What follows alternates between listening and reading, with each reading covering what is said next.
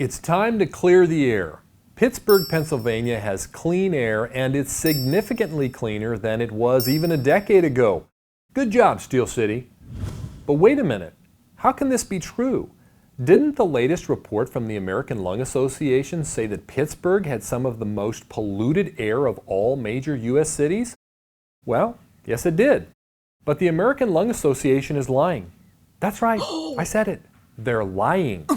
The people of Pittsburgh have put up with this nonsense from the ALA for far too long, and it's time it stopped. Here's the real story.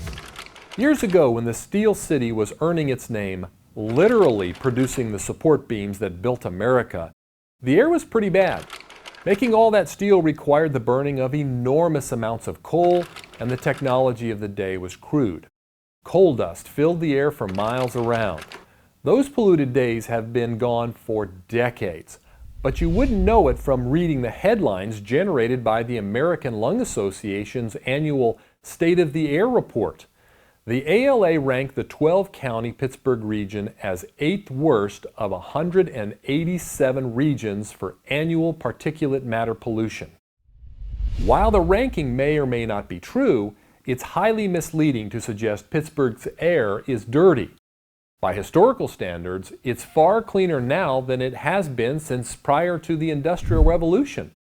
Consider the government's standards for what constitutes dirty air. In 1971, under the Clean Air Act, the critical level for particulate pollution was set at 75 micrograms per cubic meter. In 1997, that level was lowered dramatically to 15, and in 2012 it was lowered again to 12. In the latest report, the Pittsburgh region got a failing grade because 3 of 29 readings registered an air quality slightly above the 12 microgram threshold.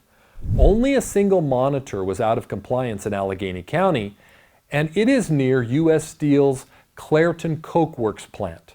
The county has fined U.S. Steel more than $1 million for violations and is pressing hard for bigger improvements to be made quickly. The Allegheny Institute, a public policy organization in Pittsburgh, was outraged by the Lung Association's report.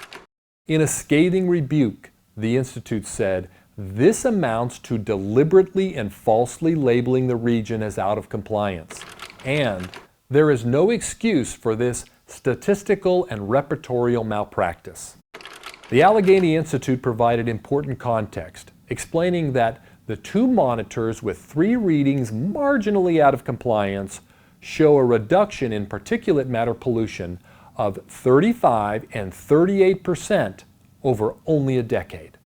The average of all readings for the 12-county area was only 9.9, well below the critical level of 12. Pittsburgh, like all of America, is a case study in how dramatically cleaner our air has gotten over the past 40 years. Take a look at the EPA's air quality data meter for Pittsburgh over the past quarter century. Notice how it has gotten a lot more green as time has gone on. The improvement is remarkable, which begs the question, why does the American Lung Association keep lying about Pittsburgh's air? Like most things, it's a money issue.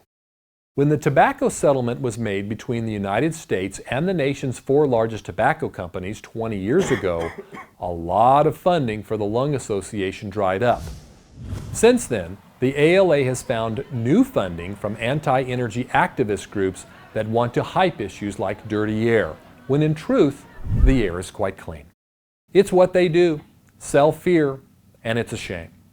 Hey, proud people of Pittsburgh, PA, stand tall. You've got a great city with an honorable history and lots of clean air to enjoy it. For the Clear Energy Alliance, I'm Mark Mathis. Power on. Thank you for watching this video. Please subscribe to our YouTube channel to be notified when new videos are released. And check out our website, clearenergyalliance.com, the place where flawed premises on energy are exposed.